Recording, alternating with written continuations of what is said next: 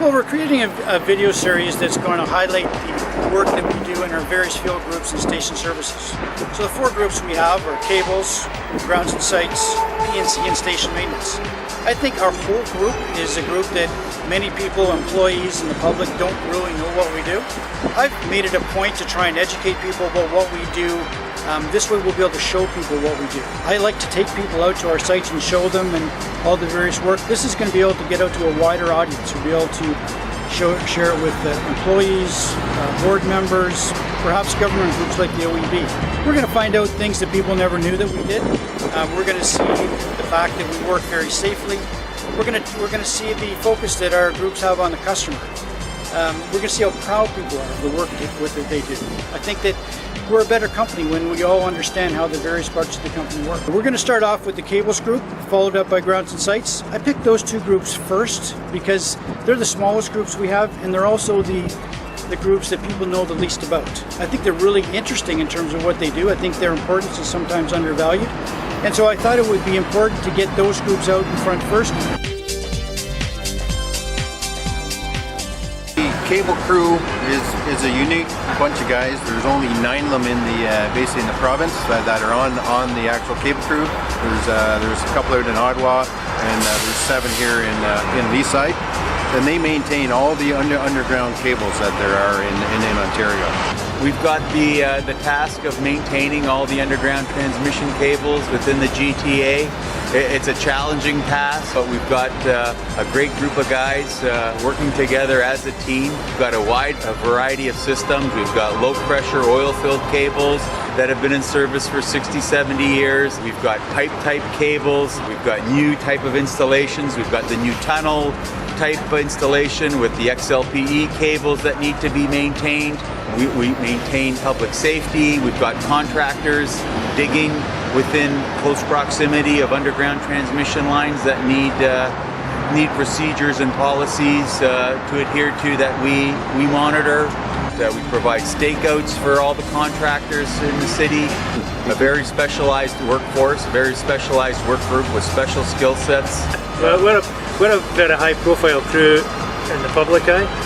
We're always on the street, so we have to be aware of that. The job has lots of variety in it, so every day you could be doing any number of things in a given day. You could be doing 2 or 3 different jobs at a moment's notice. We're always stretched. We never have there's very little slack in our system. And yeah, we could always use more staff. Smart. Okay. Smart, good looking. Walter.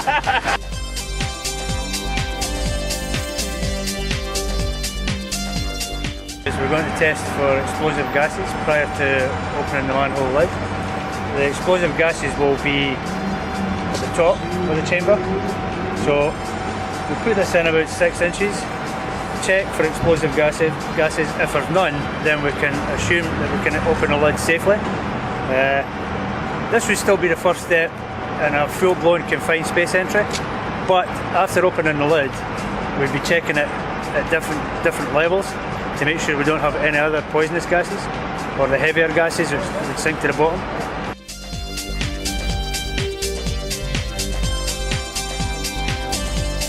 Two guys can move a lot faster. If we have to do a normal confined space entry like we used to do, it takes at least 4 people, plus a ton of equipment to set up, which takes time. This way, we can do like we've done here, pull up beside the hole or in front of the hole, drop the camera down within a few minutes, do a 360 of the hole with the camera, and the ability with the camera is we can record it all on a video card. Savers, that's where the cost effectiveness comes from. So when they looked at it over a 5-year period of doing it this way, you'd probably save about $1.5 million. Basically, we're looking for cable support brackets that may be broken, rusted. It's a low pressure oil filled 115,000 volt transmission line. Any type of oil leaks that we might identify. Structurally, concrete that may be an issue.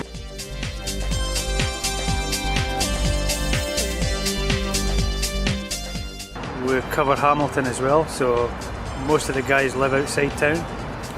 When we're heading home, if we get a page, Then we'll have rush hour traffic to get into Toronto, and then rush hour traffic to get from Toronto to Hamilton. So sometimes the 2 hour window we have for a response time, it gets quite tight, quite close. Another issue we have is whoever's ever on locates for the day. The way they get scheduled at times, you're crisscrossing the city. They'll have you in the far west end and then try to book you in the far east end, and you have an hour to travel that distance, which generally isn't enough time.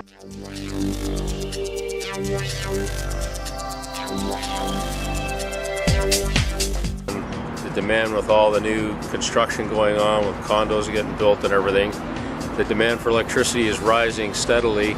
So the old system that's aging can't handle that, so they have to add more cables in the ground that can handle the capacity.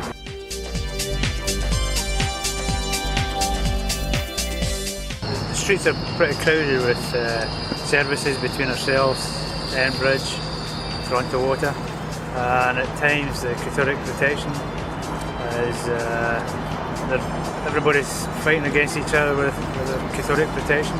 We have the TTC, which affects our protection. So we're finding a lot of corrosion in some of the cables now.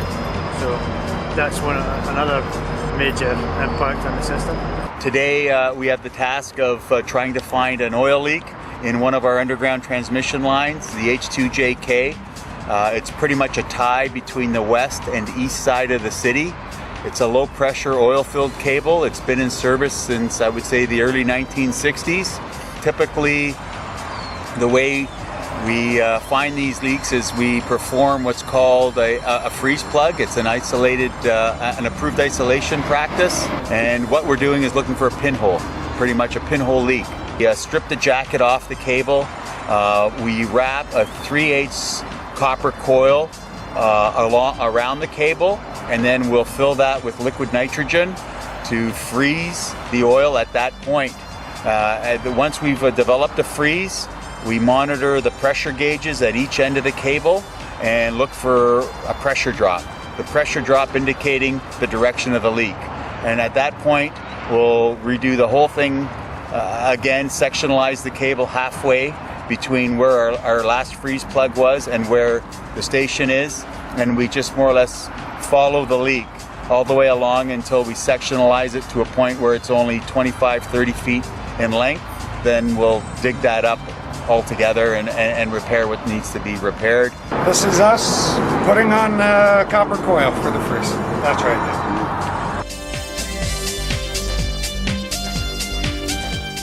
We're working here with a joint venture between the Ottawa Cable Crew and Kingston Lines. Down in the mainland, I was 1.8 miles, which puts us in about 2.5 kilometers. And it's going very, very good. Yeah, we're running out 3 phases plus 1 spare, which is a smart idea if you have a failure or something or a fault, and you can just jump over on the other one. The reason for the 44 cable going across are there's 2 feeds coming across from mainland, one from Redendale DS, one from Abbey DS. I think the cables are getting around 50 years old, getting pretty close to the end of their life expectancy. The 44 cable's going in for a future DS possibly on the island to compensate for the growth on the island. Just got here in January and was asked if I wanted to work on this job, running sub cable from Wolf Island to the mainland here. Pretty unique job. Probably never get to do this again in my career, so I said yeah. It's been great working with the Ottawa Cable guys and Kawartha Utility. They've helped us out a lot. Everything has went smooth. We've had good weather. It's been a real treat doing this. They've taught me lots of tricks. Doug and Corey are great guys to work with. They're teaching us lots of tricks. Yeah, the cable crew's teaching us lots of tricks. So hopefully we'll have it done by the opening of duck season.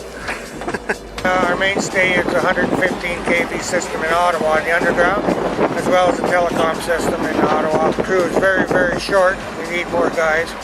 And then we could do a lot more, that's for sure.